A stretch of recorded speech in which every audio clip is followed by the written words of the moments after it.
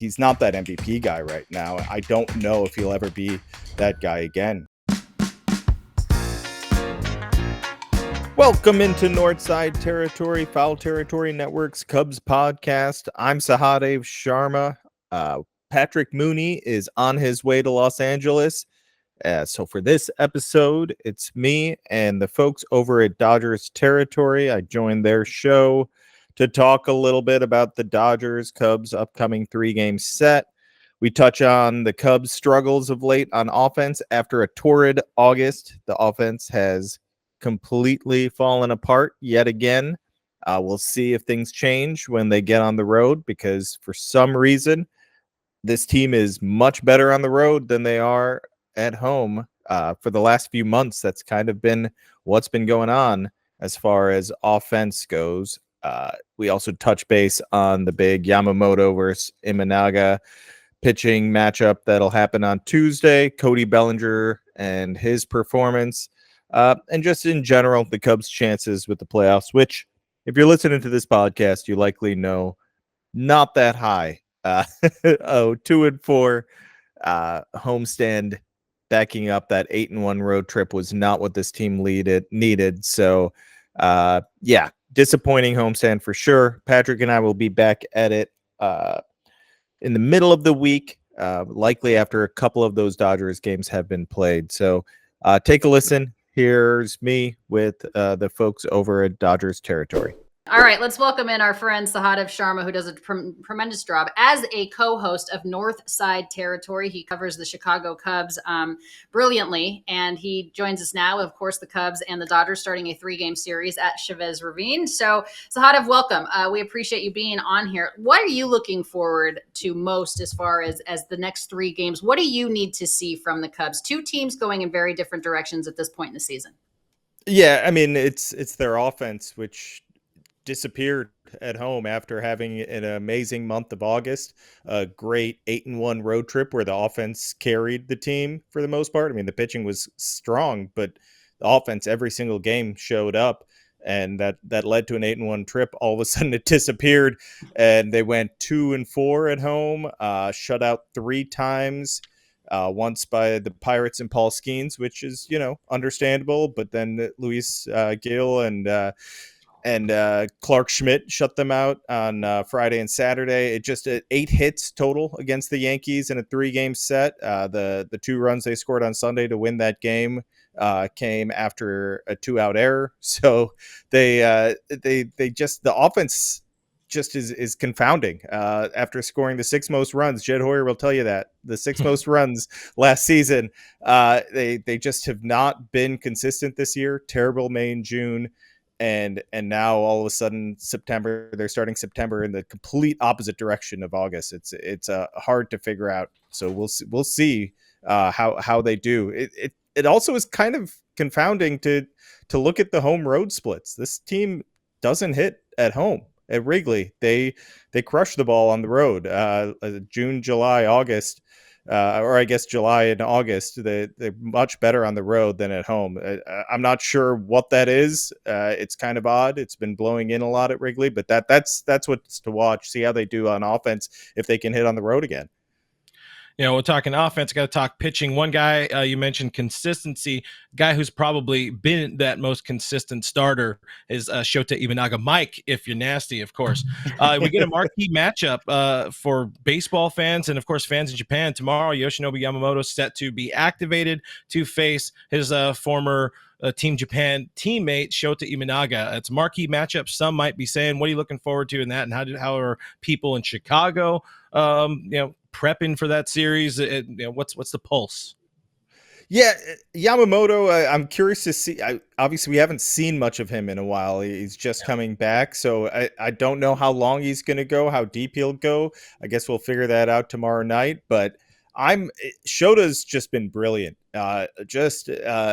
Calm on the mound. If he has a bad outing, it's not back-to-back bad outings. He bounces back right away.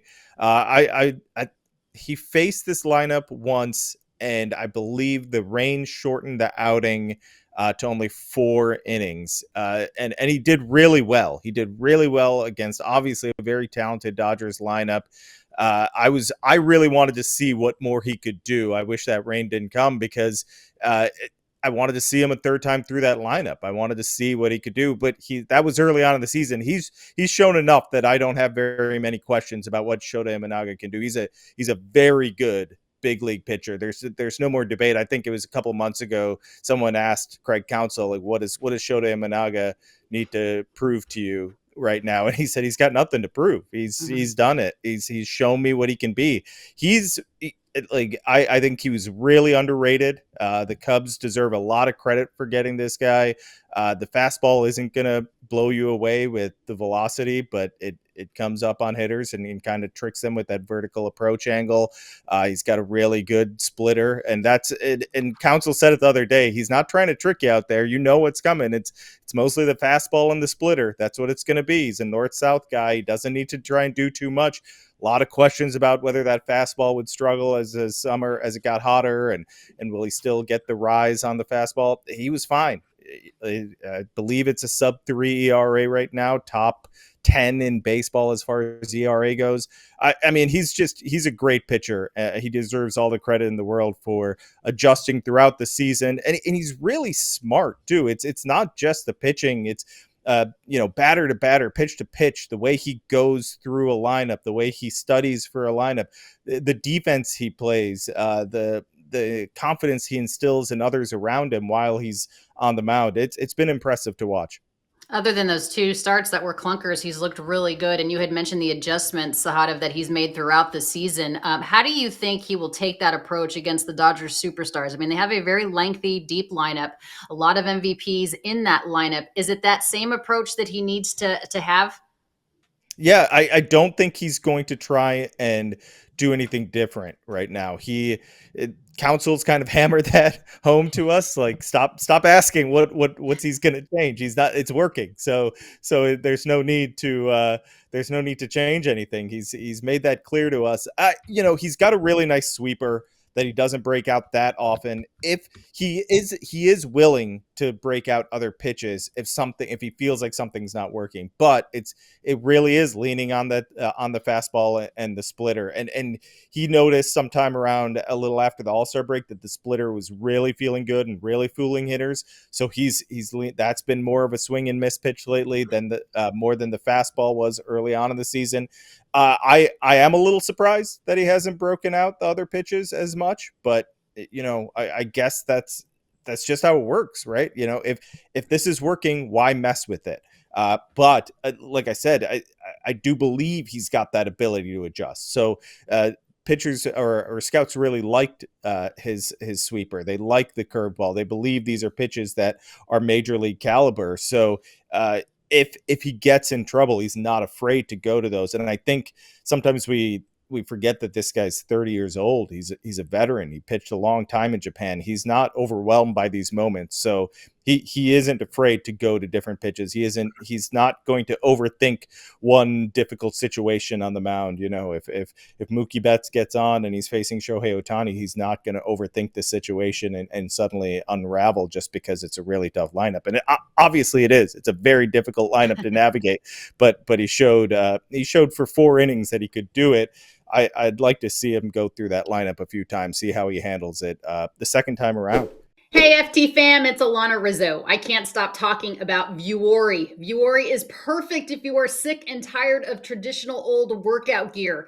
I wear Vuori in all settings, not just in the gym, because honestly, it's comfier than whatever you're currently wearing. No joke. I'm wearing Vuori daily leggings right now. They're high-waisted with the drawstring and cupped ankles. They look good and they feel great. You're going to love them. Vuori is an investment in your happiness. For our listeners, they are offering 20% off your first purchase.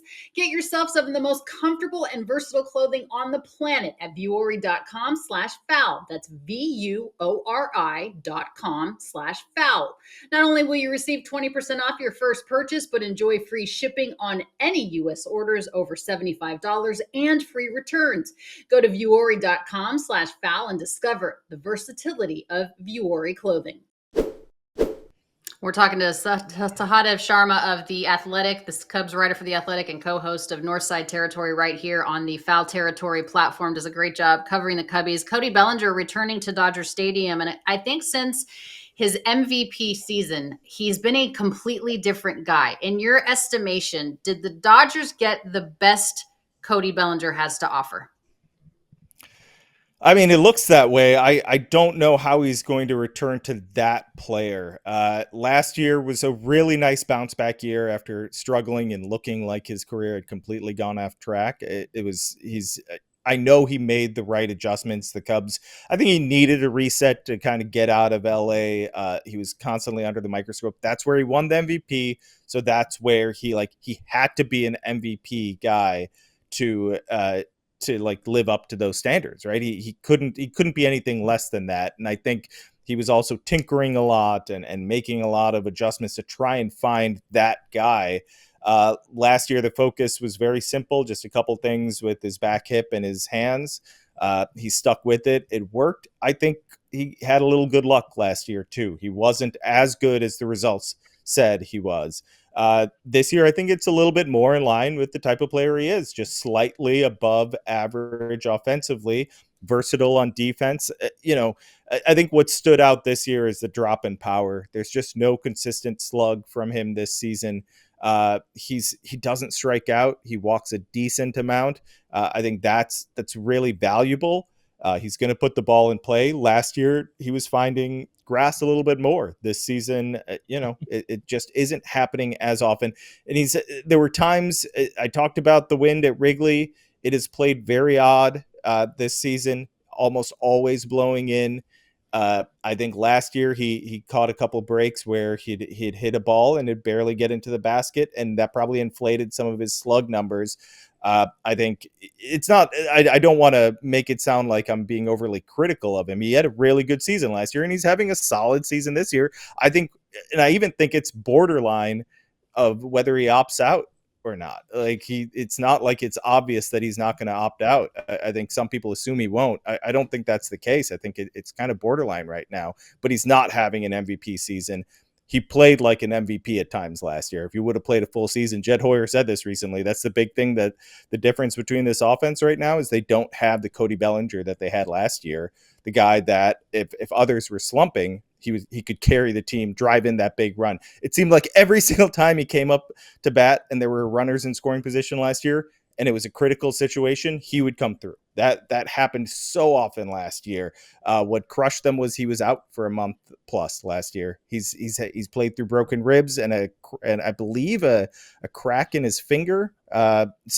He's doing that. He's playing through injuries this season. You got to give him a ton of credit for that. But he's not that MVP guy right now. I don't know if he'll ever be that guy again. It's hard to get back to those heights. Yeah, Dodgers fans will tell you very much. They know very well. Waiting on Cody to kind of figure some things out, and didn't end up coming back for them. You mentioned the opt out. Of course, some are saying Scott Boras on his revenge tour right now gets a butt ton of money for Matt Chapman in an extension. I think Cody and Boras are 1,000% going to opt out, because why would you not? The market's not flush with a lot of people who can play center, play right, play first base. What's the pulse there in Chicago? Do you think there's a chance there could be a new long-term deal for Cody Bellinger there, or could there be another team that swoops in the offseason?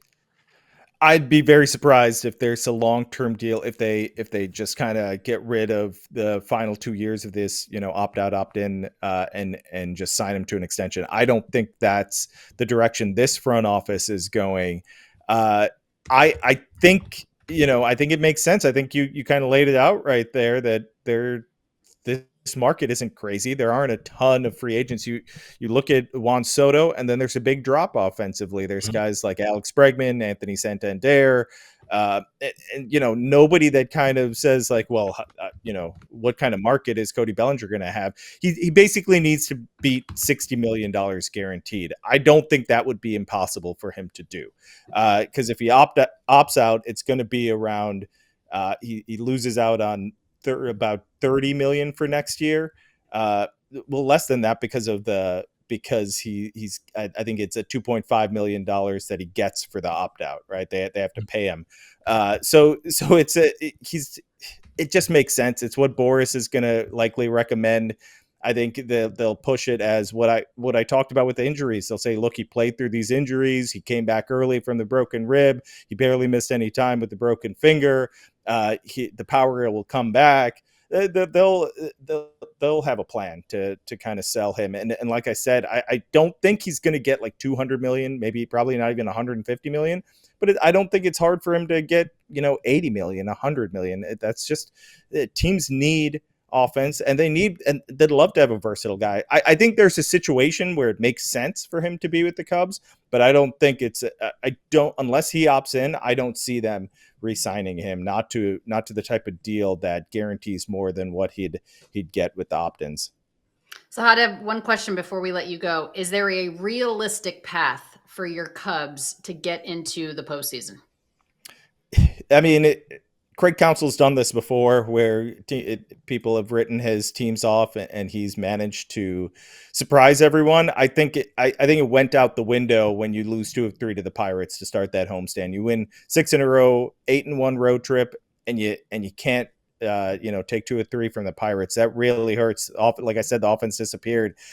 They have to get red hot again. They got red hot, got ice cold. They'd have to nearly sweep through the Dodgers and the Rockies, and the Mets and Braves have to get cold. So is there realistic? No, I don't think it's very realistic. I think you'd have to dream and be the ultra optimist to see a path. They're going to likely, there's a good shot that they have a better record than last year. That's not going to be enough this season. The Mets and Braves are just playing too good a baseball. Yeah, it doesn't seem like they control their own destiny. Sahadev Sharma with The Athletic, as well as on Northside Territory. Thanks so much. We appreciate it. All right. Thanks so much to the folks over at Dodgers Territory for having me. That was fun to join their show. Thanks to all of you for listening. Make sure to rate, review, subscribe, do all that good stuff for the podcast. Make sure to subscribe to the YouTube channel. That always helps us out.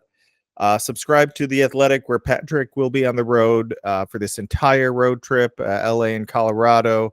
I'll be on the road for Philly, and we'll be wrapping up the season for you guys. And it's a big off season, as you guys always know. It's big in the off season, and this one feels extra critical for Jed Hoyer and company. We'll talk more about that, and we'll be writing plenty about it. So make sure you're checking out The Athletic and listening to this show. We appreciate all of you for listening. Thanks so much. Take care.